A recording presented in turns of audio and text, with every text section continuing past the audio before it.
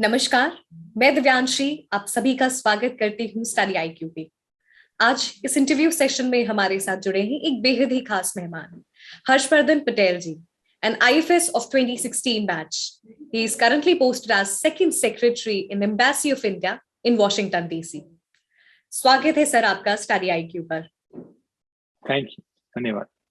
Sir, हमें बहुत खुशी है कि आप आज इस इंटरव्यू सेशन में जुड़े हैं और हमारा ये एक प्रयास है, जो भी अभी एस्पिरेंट्स हैं, जो सिविल सर्विसेज की तमन्ना रखते हैं, चाह रखते हैं, उनको एक्चुअली सिविल सर्विसेज क्या है, अलग अलग सर्विसेज क्या होती हैं, कैसे काम होता है, उनसे रूबरू कराया जाए। और आज हम आपसे इस बातचीत के दौरान हम जानेंगे एक IFS, Indian Foreign service officer का रोल क्या होता है। बिल्कुल सर, तो हम शुरुआत इसी से करते हैं। सर, जब आप एक एस्पिरेंट थे और आज जब आप एक आईएफएस ऑफिसर हैं, किस तरीके से आप अपनी जर्नी को देखते हैं? धन्यवाद दिव्यांशी। मैं ये कहना चाहूंगा कि जब मैं 2016 बैच का इंडियन फॉरेन सर्विस ऑफिसर हूँ, जब मैंने ये सर्विस ज्वाइन नहीं की थी तो मुझे इसके बारे में बहुत कम पता था और थोड़ी आशंकाएं भी थी कि पता नहीं आगे चल के इस सर्विस से मैं खुश रहूंगा, कैसे काम करना पड़ेगा, मैं कर पाऊंगा नहीं कर पाऊंगा। बट आज 5 से 6 सालों के बाद मैं ये मतलब कह सकता हूँ कि मुझे कोई रिग्रेट्स नहीं है, मुझे कोई ऐसी परेशानी नहीं हुई और मैं बहुत बहुत शुक्रगुजार हूँ भारत सरकार का और इंडियन फॉरेन सर्विस का कि उन्होंने मुझे ऐसी अपॉर्चुनिटीज दी। मतलब भारत में काम करना बहुत अच्छी बात है, गर्व की बात है, बट भारत को देश के बाहर रिप्रेजेंट करना एक उससे भी ज्यादा इम्पोर्टेंट काम होता है और आपके ऊपर हमेशा निगाहें लगी रहती हैं कि कैसे आप बिहेव कर रहे हैं, कैसे आप काम कर रहे हैं और आप इन अ सेंस अपने कंट्री को रिप्रेजेंट कर रहे हैं। मतलब आपके बेसिस पे लोग ये जज करेंगे कि भारत कैसा देश है, भारत का इतिहास इतना स्वर्णिम रहा है और बहुत जरूरी है कि हम एक बहुत सभ्य तरीके से अपने आप को पेश आए और काम करें। तो अभी 5 से 6 साल कम ही होते हैं भारत सरकार में, बट मैं ये कहना चाहूंगा कि फॉरेन सर्विस के बारे में जितनी भी आशंकाएं हैं, जो गलत आशंकाएं हैं वो बिल्कुल ही गलत हैं। मतलब मतलब बहुत ही अच्छी सर्विस है। आपको बहुत बहुत अच्छा लगेगा इस सर्विस में आके। आप नेताओं से मिल सकते हैं, हायर डिग्निटरी से मिल सकते हैं, अपने देश के, दूसरे देश के, और आपको इनरिचिंग एक्सपीरियंस मिलेगा इस सर्विस में। सर, हम इंडियन फॉरेन सर्विस की बात और डिटेल में करेंगे, लेकिन मैं थोड़ी सी बात पहले आपकी करना चाहती हूँ। आप एक इंजीनियर हैं, सिविल इंजीनियर हैं, आपने आईआईटी रुड़की से इंजीनियरिंग किया, फिर आईआईटी दिल्ली से आपने एमटेक किया और फिर आपने सिविल सर्विसेज की तैयारी की। कहते हैं जब सिविल सर्विसेज क्यों करना है, ये वाई का जो रीजन है वो पता चल जाता है, तो जो ब्रिज है एस्पिरेंट से लेकर की ऑफिसर तक की, वो आसान हो जाती है। आपके केस में वाई क्या था और आपको कितना लगता है जरूरी कि वाई होना क्यों जरूरी है? वाई का मतलब सभी एस्पिरेंट्स को पता क्यों होना चाहिए? बिल्कुल, अगर आपको अपना एम नहीं पता है तो आप कहीं ना कहीं खो ही जाएंगे, ये बिल्कुल लाजिम सी बात है। सो मेरे केस में क्या था, मैंने बिल्कुल सच्चाई बताई। मतलब बोर्ड सबसे पहले आपसे सवाल यही पूछता है और मेरे केस में तो स्पेशली यही पूछा कि आपने 2 आईआईटीज में पढ़ाई की है, आपके एजुकेशन को गवर्नमेंट ने सब्सिडाइज किया है, देन वाई सिविल सर्विस, मतलब आपको जरूरत क्या है। तो अगर अगर आप ये घिसा पिटा जवाब देंगे कि मैं समाज की सेवा करना चाहता हूँ, मैं I want to give back to society, so that is, मतलब वो होती है, वो सबको करना होता है, बट आपके केस में पर्टिकुलर आपको खोजना होगा। मेरे केस में मोटिवेशन क्या था और सच्चाई क्या थी कि मैं बिहार पटना से आता हूँ। हमारे सोसाइटी में हमेशा से मतलब सरकारी जॉब, सरकारी नौकरी को बहुत ऊंचे दर्जे से जाता है। सो मैंने यही बताया कि हमारे यहाँ मेरी अपब्रिंगिंग ऐसी हुई है, मेरे मम्मी पापा, मेरे दादा दादी या जो भी थे, मतलब अगर आप पढ़ने में, इफ यू आर लाइक थोड़ा भी अच्छा कर रहे हैं तो आपको वो सरकारी नौकरी में देखना चाहते हैं। तो फिर स्टेप्स होते हैं, जैसे 10वीं में जब आप हैं तो आप अच्छे अंक लाएं, 90% से ऊपर अंक लाएं। जब 12वीं में हैं, अगर आपने इंजीनियरिंग की नौकरी, इंजीनियरिंग का फील्ड चुना है, तो वो चाहते हैं आप आईआईटी में जाएं। मतलब इस समय पे आपकी आकांक्षाएं उतनी होती हैं, आप बेसिकली मम्मी पापा जो बोलते हैं वही फॉलो करते हैं। बट धीरे धीरे यू गेट टू नो, जब आप कॉलेज में जाते हैं उस समय आपको पता चलता है कि आपके पास क्या क्या ऑप्शंस हैं। तो मैंने इंटरव्यू बोर्ड में यही बताया कि मुझे बचपन से ये रास्ता दिखाया गया था और मुझे रास्ते में कुछ कमी दिखी नहीं। मतलब मुझे हमेशा अच्छा ही लगा इस जर्नी में। मैं कुछ आईएएस लोगों से मिला, अपने कुछ कॉलेज के सीनियर से मिला, कॉलेज में लोग आते हैं इस तरह की इंस्पायरिंग चीजें बताते हैं।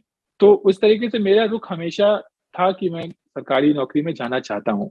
सो मैं जब इसलिए मैंने जब अपना यूपीएससी का एग्जाम दिया तो मैंने अपना ऑप्शनल पेपर भी सिविल इंजीनियरिंग रखा था। सो मैं सिविल इंजीनियरिंग ग्रेजुएट हूँ फ्रॉम आईआईटी रुड़की। सो उसमें फायदा क्या हुआ कि बिल्कुल डिवाइड नहीं हुआ कि मैं जो इंजीनियरिंग कर रहा हूँ वो बिल्कुल अलग है और जो मैं यूपीएससी कर रहा हूँ बिल्कुल अलग है। क्योंकि मैंने इंजीनियरिंग की पढ़ाई ढंग से की, मतलब ध्यान रखा कि ये जो 4 साल में पढ़ने वाला हूँ ऐसा नहीं कि 1 साल पढ़ा अगले साल भूल जाना है। 4 साल ध्यान से पढ़ा तो मुझे अपने यूपीएससी के प्रिपरेशन में इसमें फायदा हुआ। तो मेरे दिमाग में कहीं ना कहीं ये गोल हमेशा था कि यूपीएससी करना है। तो मैं जो भी पढ़ाई करता था, जो भी इंटरेक्शन करता था, हर हर चीज इस चीज को मद्देनजर रखते हुए करता था कि इसका मैं यूज कैसे कर सकता हूँ। अगर आपके दिमाग में शुरू से ये कीड़ा लगा हुआ है कि आपको सरकारी नौकरी में जाना है तो आप कुछ ना कुछ ढूंढ ही लेंगे। लेकिन कभी भी बोर्ड के सामने झूठ ना बोलें।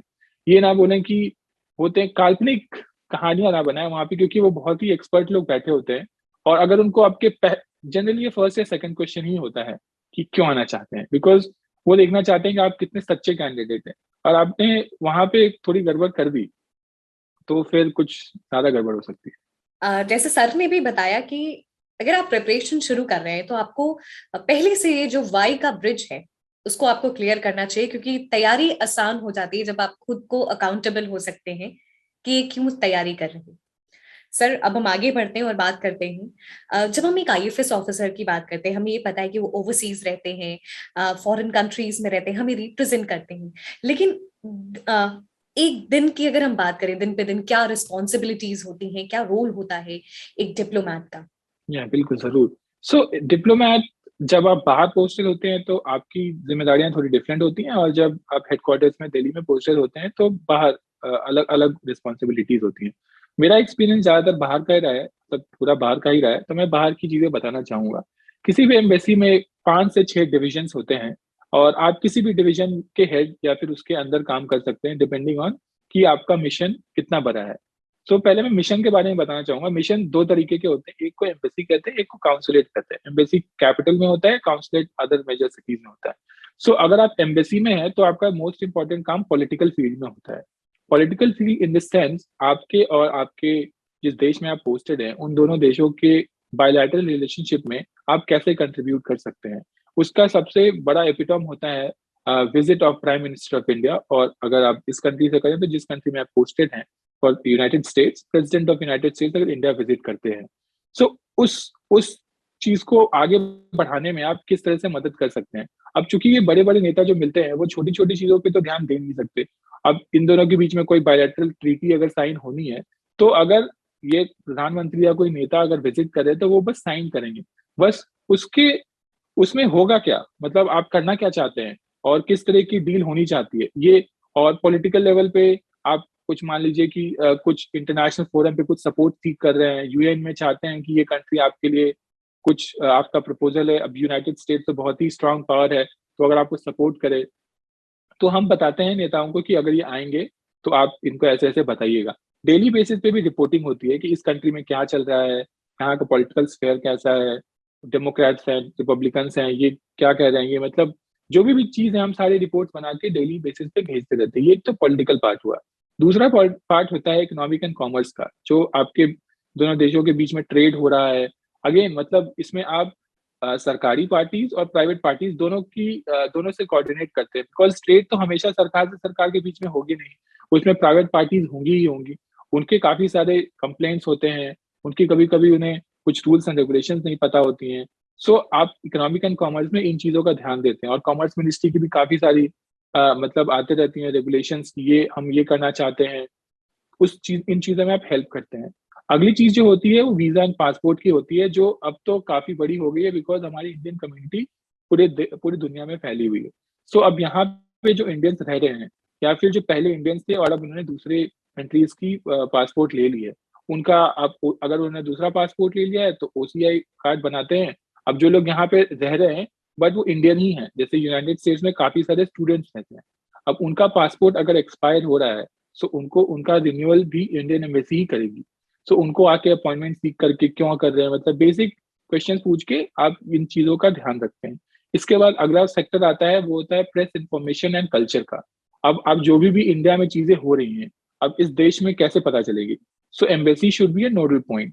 सो हम प्रेस को प्रेस रिलीज भेजते हैं कि हमारे देश में ये डेवलपमेंट हुई। उसके बाद हम बहुत सारे इवेंट्स ऑर्गेनाइज करते हैं यहाँ पे एम्बेसी में, जैसे कि हमारे सबसे बड़ा इवेंट 26 जनवरी और 15 अगस्त तो हम सेलिब्रेट करते ही हैं, यहाँ पे लोकल डिग्निटीज को बुलाते हैं। फिर इंटरनेशनल डे ऑफ योगा हो गया, और इस तरह की जो भी चीजें होती हैं जो हमारे देश के लिए इंपॉर्टेंट हैं, और जो हम यहाँ के लोगों को भी बताना चाहते हैं कि इंडिया एज ए कंट्री ऐसी चीजें सेलिब्रेट करती है। सो ये प्रेस इंफॉर्मेशन कल्चर की के दायरे में आता है। इसके बाद डिपेंडिंग ऑन कि आप किस कंट्री में और कैसे रिलेशनशिप है, एक डिफेंस का भी फील्ड होता है। अब जैसे इंडिया यूएस में तो डिफेंस कॉपरेशन काफी ज्यादा है, तो यहाँ पे डिफेंस मिनिस्ट्री के कोई रिप्रेजेंटेटिव होते हैं जो कि डिप्लोमैट ही होते हैं, but they are from another ministry, because हमें उनकी एक्सपर्टीज चाहिए होती है। बट ये हो गई मेन फील्ड। इसके अलावा एक कम्युनिटी अफेयर्स का फील्ड होता है, अगर डिपेंडिंग ऑन कि कितनी इंडियन जनता वहां रहती है। उसके बाद आप जो भी काम होगा वो डिपेंड होता है कि उस दोनों कंट्री के बीच में रिलेशनशिप कैसा है। मान लीजिए कि किसी किसी कंट्री से स्पेस कॉर्पोरेशन ज्यादा है, तो उसके लिए एक अलग सेक्टर बन जाएगा, लेकिन ये हर कंट्री के लिए नहीं होगा। लेकिन इसके पहले जो मैंने बताया, पॉलिटिकल, इकोनॉमिक और फिर कम्युनिटी या फिर काउंसलर या फिर पासपोर्ट वीजा और प्रेस इंफॉर्मेशन कल्चर, ये जनरली हर जगह होता है। और जनरली इसमें एक IAS ऑफिसर हेड करता है, हेड ऑफ द विंग होता है वो। और अगर काम बहुत ज्यादा है तो ज्यादा लोग भी होते हैं, और सीनियरिटी बेसिस पे होती है। जैसे Washington DC is important station, तो यहाँ पे एक फील्ड में पॉलिटिकल में 6-7 ऑफिसर्स है, बट कहीं पे ऐसा भी हो सकता है कि वहाँ एक ही ऑफिस। सर, ये आपने ब्रॉड एरियाज बताया, and we realise the importance of Indian Foreign Service in every development of India and its relation with other countries. Sir, जब हम कहते हैं, जब डिप्लोमैट बोलते हैं, तो पूरा they speak on behalf of India. So how is the feeling when you represent और speak on behalf of India and engage with other countries diplomat? Yes, तो इसमें दो दो पहलू, दोनों ही बहुत इंपॉर्टेंट है। एक तो बस फीलिंग ऑफ प्राउड आती है कि अपने कंट्री को रिप्रेजेंट कर सकता हूँ, और दूसरा उसी के साथ आता है सेंस ऑफ रिस्पॉन्सिबिलिटी। मतलब इसमें ऐसा होता है कि आपका जो मन है आप वो नहीं बोल सकते, मतलब आपके विचार किसी चीज के बारे में कुछ भी हो सकते हैं, लेकिन चूंकि आप अपने देश को रिप्रेजेंट कर रहे हैं, तो उसमें आपको ये ध्यान रखना होगा कि आपकी स्टेट पॉलिसीज क्या है। सो उस सिलसिले में क्या होता है, जनरली अगर आप किसी जगह पे अपने आप को, एक कंट्री को रिप्रेजेंट करने जा रहे हैं या फिर किसी डिप्लोमैट से मिलने जा रहे हैं, तो जनरली आप अपने जो अपने सुपीरियर होते हैं उनकी उनसे डिस्कस करके जाते हैं कि sir, madam, I am going to such and such person, तो इनसे इस तरह की बातें होगी, अगर ये टॉपिक्स आते हैं तो आप क्या कहते हैं। जैसे कि कुछ दिन पहले मान लीजिए कि कोविड-19 के वैक्सीन के बारे में बात चल रही थी, तो हम किसी भी आदमी से मिलेंगे, किसी भी दूसरे डिप्लोमैट से मिलेंगे, तो वही कहेंगे कि आपके यहाँ सीरम इंस्टीट्यूट है, आप क्या कर रहे हैं, तो हमारे कंट्री की क्या पॉलिसी है उस टाइम पे, और क्या हम प्रोपोगेट करना चाहते हैं। आपको हमेशा अपडेटेड रहना पड़ता है कि आपकी कंट्री की पॉलिसी किस डायरेक्शन में जा रही है। मतलब भले ही आप बाहर हैं, आपको लगेगा कि बाहर इंडिया में चल रहा है उससे मुझे ज्यादा कुछ मतलब नहीं होना चाहिए, बट सबसे ज्यादा मतलब इंडिया में जो चल रहा है वही उसी से होता है। हमें काफी सारे रिटन कम्युनिकेशन भी आते हैं हेडक्वार्टर से, कि अगर कुछ रिसेंट डेवलपमेंट हुआ तो हमें क्या स्टैंड लेना है, अगर अगर हम अपने लोकल जो इंटरलोक्यूटर्स बोलते हैं उनसे क्या किस तरह की बातें करनी है। सो सेंस ऑफ रिस्पॉन्सिबिलिटी और प्राउड दोनों दोनों रहता है जब आप मिलते हैं। बिल्कुल, जैसे सर ने बताया कि सेंस ऑफ रिस्पॉन्सिबिलिटी और प्राउड, और किस तरीके से बैलेंस्ड अप्रोच रखनी है हर हर एक एस्पेक्ट में, वो सर ने बताया। सर, IFS ऑफिसर की पोस्टिंग, उसके बारे में भी हमेशा एक क्यूरियोसिटी रहती है, अगर आप उस पर थोड़ा सा प्रकाश डाल सके। पोस्टिंग्स जैसे ही इंडियन फॉरेन सर्विस में आप इंटर होते हैं, तो आपको एक CFL दिया जाता है। CFL का फुल फॉर्म है compulsory foreign language, other than English या हिंदी, जो भी आपकी मेन लैंग्वेज है। इसके अलावा आपको एक और भाषा सीखनी होती है, जैसे मेरे केस में ये अरबी है, इसलिए मैं अबू धाबी में पोस्टेड था। उसके बाद ऐसा होता है कि जो आपकी भाषा है, कम से कम आपको एक बार तो इस जगह पे भेजा जाएगा जहाँ पे वो भाषा का इस्तेमाल होता है। अब जैसे कि मैं यहाँ पे अभी अगर वॉशिंगटन डीसी में हूँ, तो मैं एक स्पेशल रीजन के लिए हूँ। एक तो मैं एम्बेसी में काम कर रहा हूँ, दूसरा मैं एक मास्टर्स कोर्स भी कर रहा हूँ इन यूनिवर्सिटी ऑफ मैरीलैंड, जिसमें मैं अपनी जो लैंग्वेज मैंने सीखी है उसके हायर लेवल की स्टडी कर रहा हूँ, इंटरप्रिटेशन एंड ट्रांसलेशन की। तो पोस्टिंग्स की जहां तक बात आती है, कम से कम पॉलिसी यही होती है कि आपको जिस भाषा का ट्रेनिंग दिया गया है, आपको उस जगह पे पोस्ट किया जाए। लेकिन इसके बाद एक डिप्लोमेट के करियर के लिए और फॉर प्रैक्टिकल रीजन ये प्रैक्टिकल नहीं हो पाता है कि आपको हर बार उसी जगह पे पोस्ट किया जाए। सो पोस्टिंग्स डिपेंड करती है। जनरल एक पोस्टिंग का टेन्योर 3 इयर्स होता है, आपके 3 इयर्स के बाद देयर इज लाइक वैकेंसीज आती हैं कि आप कहाँ कहाँ जाना चाहते हैं। सो इट्स अगेन रैंकिंग, मतलब आप अपना प्रायोरिटी भरिए and the administration in Delhi will take care कि कैसे किसको कहाँ भेजना है। अब अगर मैं अगली अगली पोस्टिंग अगर कहीं किसी अरबी देश में भेजता हूँ और कोई और भेजता है, तो मेरा केस स्ट्रांगर होगा बिकॉज मैंने अरबी की पढ़ाई की है और मैंने इसमें एक्सपर्टीज भी की है। बट थोड़ी और भी चीजें होती हैं, जैसे दे हैव टू मैनेज कि किस किस की ज्यादा पोस्टिंग बाहर हो गई हैं, इंडिया की भी ट्रेनिंग जरूरी है, किस उसका परफॉर्मेंस कैसा रहा है।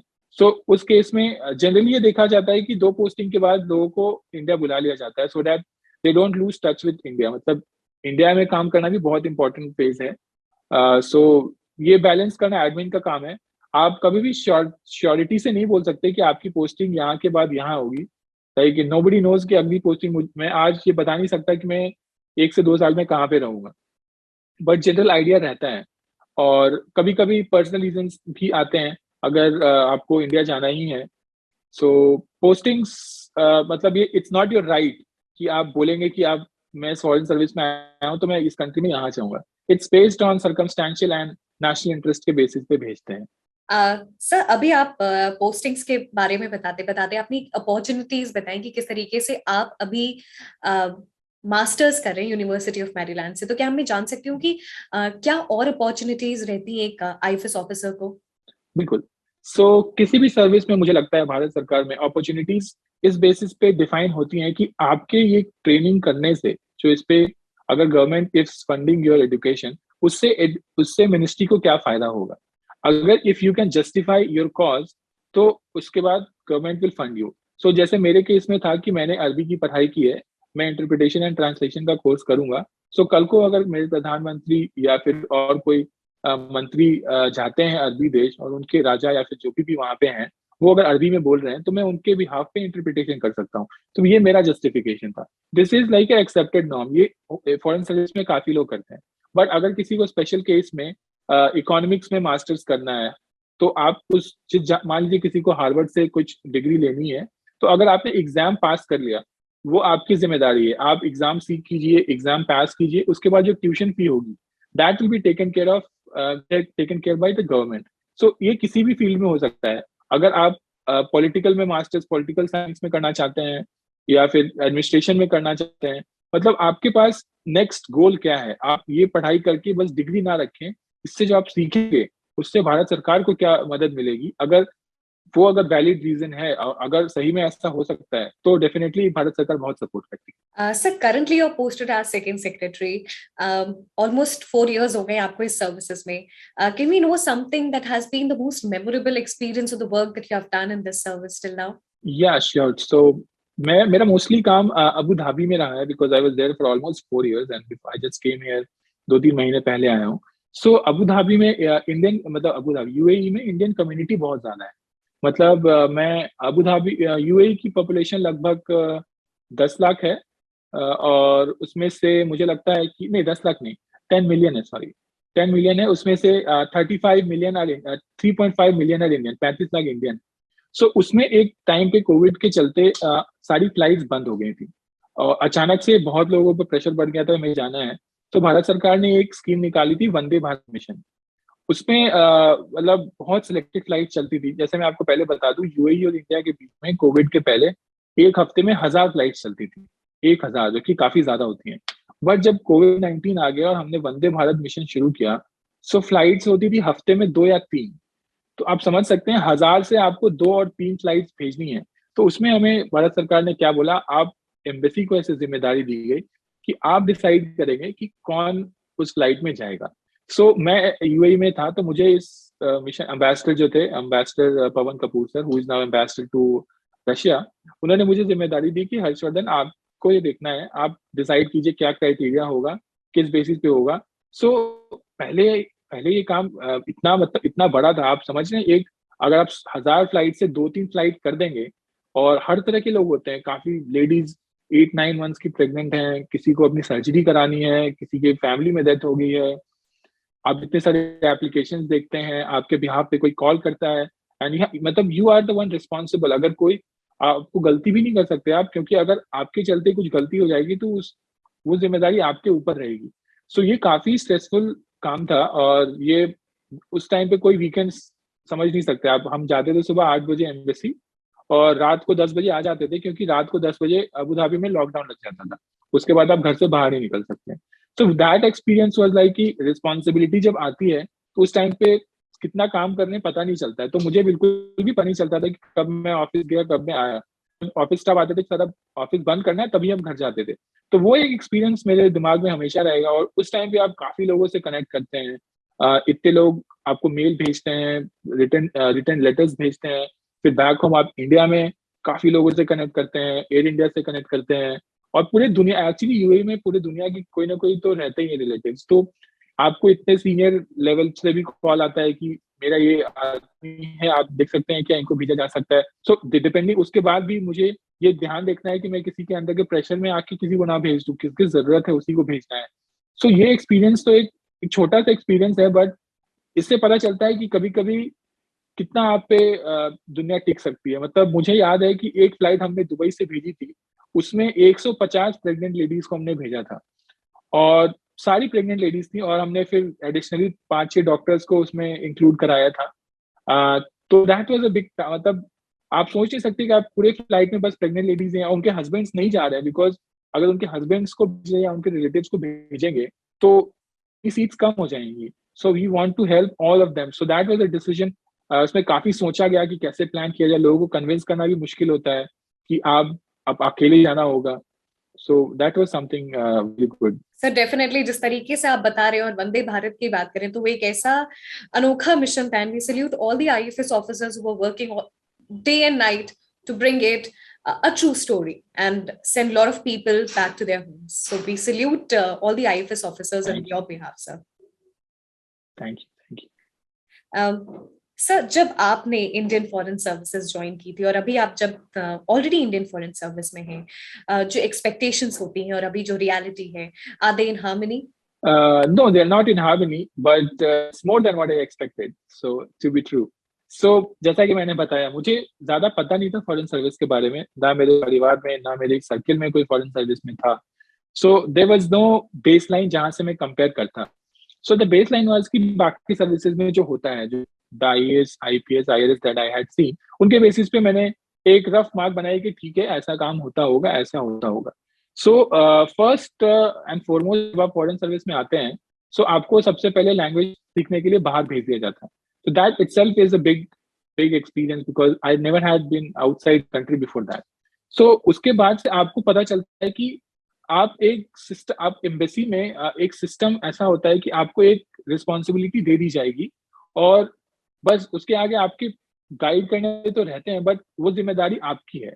और इतने छोटे उम्र में, मतलब आप जैसे ही इंटर करते हैं आपको एक रिस्पॉन्सिबिलिटी दे दी जाती है, तो उससे काफी अंदर से कॉन्फिडेंस आता है। सो फॉरेन सर्विस में मुझे सबसे अच्छा ये लगा कि standard of living, generally foreign service officers are always posted in in a capital of the country और a very like renowned city. जैसे अगर इंडिया में देखें, या तो दिल्ली में होंगे या मुंबई में होंगे।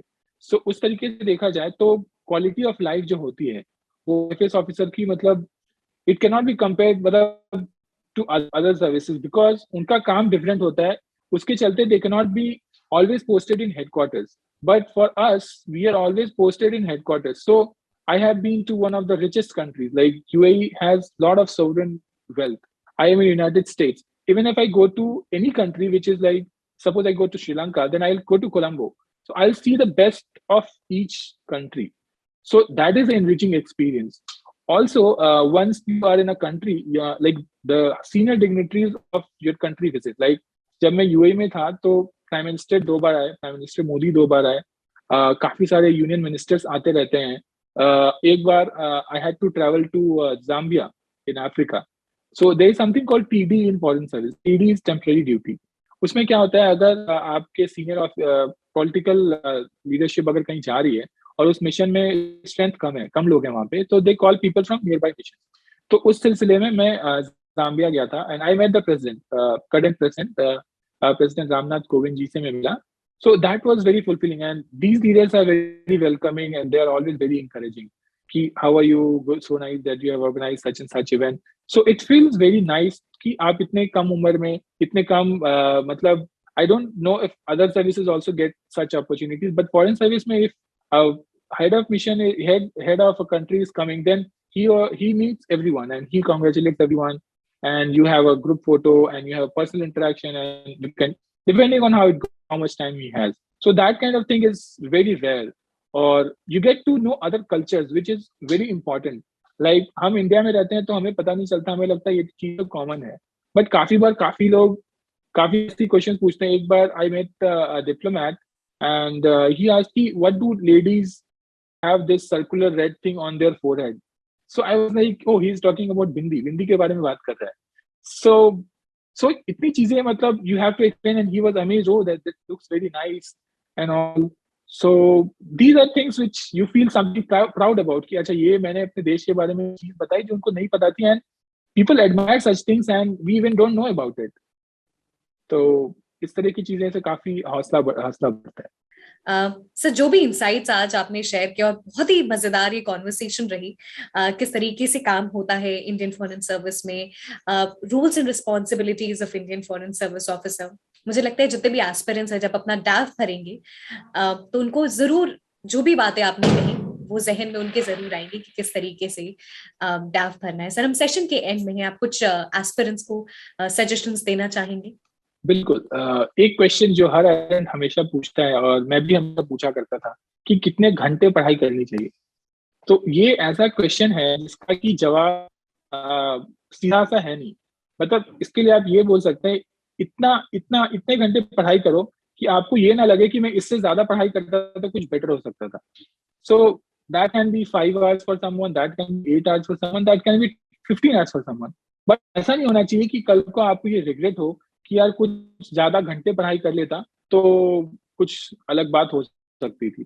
प्लस दूसरा ये है कि आप हमेशा दूसरों से तो टच में रहिए, दूसरे क्या कर रहे हैं, बट अपने पे भी भरोसा रखिए. अब कल को आप किसी के सामने किसी से मिलते हैं, नए एस्पिरेंट से मिलते हैं, उसने बोला मैंने तो इस मटेरियल से पढ़ाई की है, मैं तो ये कर रहा हूँ वो कर रहा हूँ, तो अपना दिल छोटा मत कीजिए उसको, अरे मैंने तो पढ़ाई नहीं की.